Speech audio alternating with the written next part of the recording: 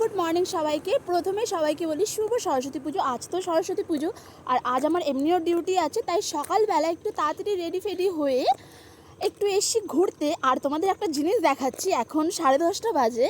তো আমি কোথায় এসেছি আর এই জায়গাটার পরিবেশটা কীরকম তোমাদের সেটা দেখাচ্ছি, দাঁড়াও। এটা দেখো, এটা হচ্ছে গঙ্গা। এত পরিমাণে কুয়াশা যে কিছু বোঝাই যাচ্ছে না। আমি জানি না তোমরা কতটা বুঝতে পারছো, মানে এত কুয়াশা, মানে দূরের আমি তো ওটা খালি চোখে দেখতে পাচ্ছি না, জানি না ক্যামেরায় কতটা ক্যাপচার হচ্ছে।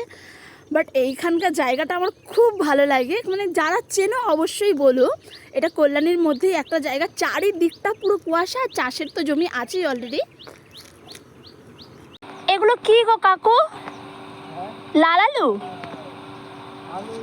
আলু না লাল আলু? এগুলো হচ্ছে লাল আলু, ওই জমি থেকে তোলা, জমি। বাহ, পুরো টাটকা টাটকা। গাইস দেখো, এগুলো হচ্ছে লাল আলু, একদম জমি থেকে এনে সবে এখানে ফেললো ধোবে বলে।